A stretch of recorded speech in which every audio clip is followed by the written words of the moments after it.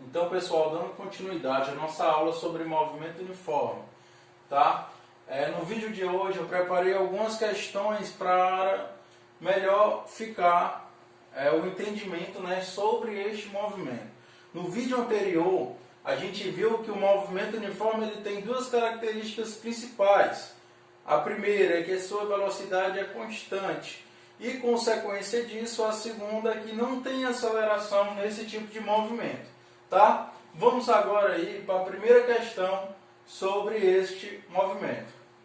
A tabela fornece em vários instantes a posição S de um automóvel em relação ao quilômetro zero da estrada que se movimenta. Tá? Então está aqui a tabela que a questão nos fornece. A leitura correta da tabela, né, é que no tempo zero o carro está na posição da estrada, né, de 200 km e quando o tempo vai aumentando, 2, 4, 6, 8, 10, essa distância vai diminuindo, esse quilômetro vai diminuindo, né, a sua posição vai diminuindo, ou seja, significa dizer que este movimento ele é um movimento regressivo, né? Não é progressivo, ele é regressivo, tá? Vou até anotar aqui para a gente não esquecer. E se esse movimento é regressivo, significa que a velocidade que a gente vai encontrar deve ser negativa, tá? Então vamos lá. Pergunta-se qual a função horária desse movimento. A gente viu no vídeo anterior que a função horária é S igual a S0 mais VT, né? Sentado, sozinho, vendo televisão. Toda vez que a questão pedir a função horária, tá? Você vai escrever a posição em função do tempo. Então você precisa de dois valores aqui nessa questão. Você precisa do S0 e precisa da velocidade, tá? Então vamos encontrar aí a nossa primeira incógnita, né, que é a velocidade, é o V. A gente viu que V é ΔS sobre ΔT, onde ΔS é uma variação da posição, S menos S0, T menos T0, a variação do tempo. Então a velocidade vai ser igual, posição final, 50, menos posição inicial lá do tempo zero, 200. Tempo final, 10. Tempo inicial, 0. Então, a minha velocidade, né? 50 menos 200 dá menos 150. 10 menos 0, 10. Então, a velocidade vai ser igual, posso cortar esse zero com esse zero, vai ser menos 15 km por hora. Como eu tinha previsto, né? Como o movimento é regressivo, a minha velocidade é negativa. Então, substituindo o valor da velocidade, lá na nossa função horária da posição, S vai ser igual. A posição inicial é 200. No lugar de V, eu vou colocar o valor que eu encontrei, que foi menos 15, e o T. Então, está aí a resposta. Essa é a função horária deste movimento. S igual a 200 menos 15T. Tá? Vamos agora para a segunda questão. O gráfico da função horária S igual a VT, se a função horária está dessa forma, significa, pessoal, que o móvel saiu do repouso, né? Por quê? Porque a minha posição inicial sendo zero, então a função horária vai ficar só S igual a VT, ou seja, este móvel, né, saiu do repouso, certo? Do movimento de um móvel é dado a seguir. Pode-se afirmar, em relação a esse gráfico, né, que o móvel tem velocidade constante em metros por segundo igual a Beleza. Então, tá aqui o gráfico, tá? A questão, ela está pedindo a velocidade e a gente vai fazer a análise do gráfico e calcular a velocidade através dele. Primeira coisa, a gente deve observar as unidades de medida, né? A questão que é em metros por segundo. A gente pode verificar aqui no gráfico que a posição já está em metros e o tempo também já está em segundo.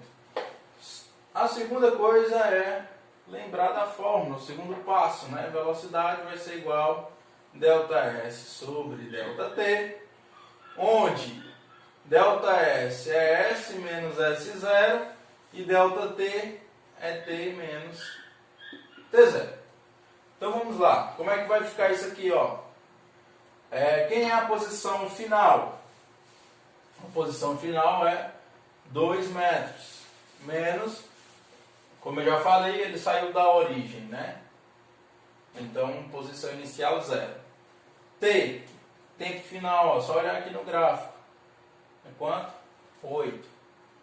Tempo inicial, 0.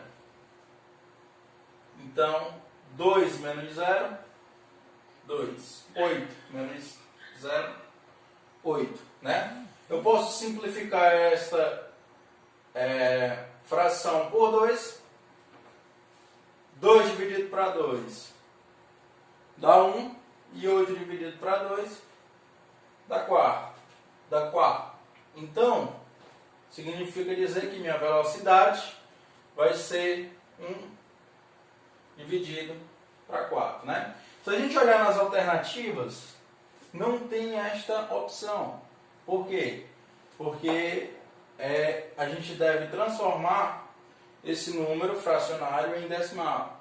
E 1 dividido para 4 é a mesma coisa que 1/4, ou seja, a metade da metade. Né? Então, se a metade de 1 é 0,5, a metade da metade vai ser 0,25, que é a metade de 0,5, ok?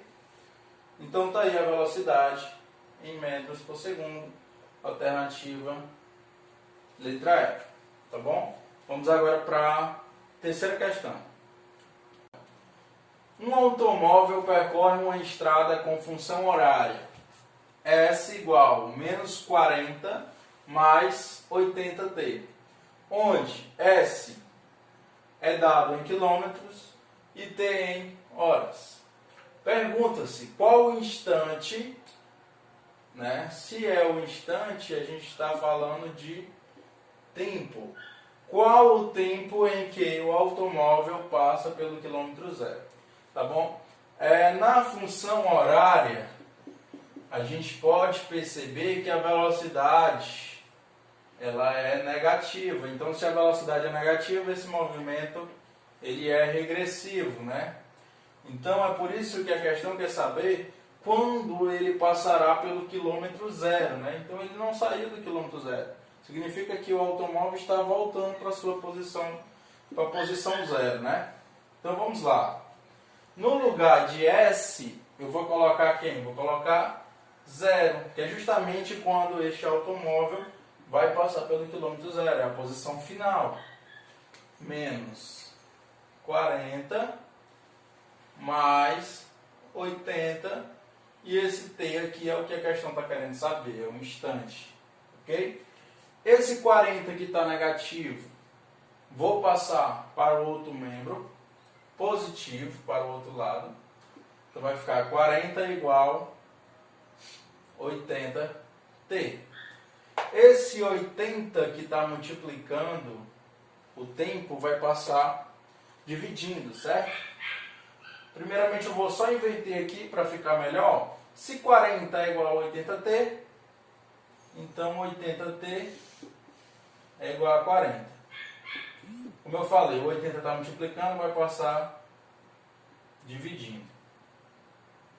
Então vai ficar 40 dividido para 80, né? Então o tempo aqui, eu posso simplificar essa expressão, simplificando ela por 40. 40 dividido para 40 é 1. 80 dividido para 40 é 2. Né? Então o tempo é igual a meia hora. Né? Ou, se a gente quiser colocar em forma decimal, 0,5 horas. Vamos agora para a quarta e última questão, pessoal. Uma motocicleta com velocidade constante de 20 metros por segundo ultrapassa um trem de comprimento 100 metros e velocidade de 15 metros por segundo. A duração de ultrapassagem é... Aí tem as alternativas. Bem, essa questão, né, é uma questão aqui que ele está pedindo a ultrapassagem. Significa dizer o seguinte: se ele está pedindo a ultrapassagem, é que estes dois veículos, né, tanto a motocicleta como o trem, em um ponto vão se encontrar. Tá? Se em um ponto eles vão se encontrar, significa que a posição final deles vai ser igual. Então o que a gente tem que fazer? Primeiramente, a gente tem que encontrar a função horária da posição da motocicleta, depois a função horária da posição do trem, em seguida igualar essas funções horárias, tá? Vamos lá, primeiramente encontrar a função horária da posição da motocicleta. S é igual a S0 mais VT, né? Posição da motocicleta, vou colocar o M, tá? Vai ser igual.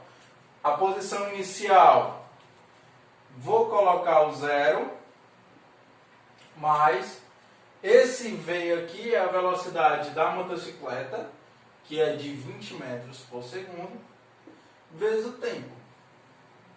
Então, a posição da motocicleta é 20t, tá?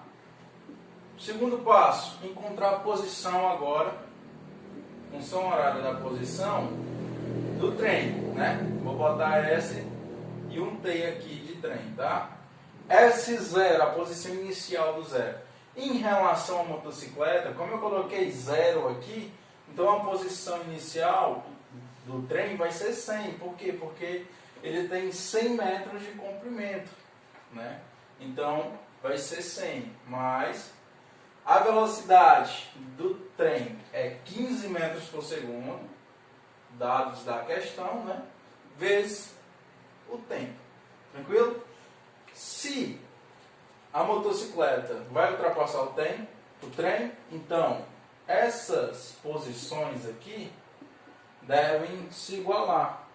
Eles vão chegar numa posição juntos, eles vão ter um momento que eles vão estar empareados, não é isso? Então vamos lá, quem é a posição da motocicleta? É 20t igual à posição do trem, que é 100 mais 15t.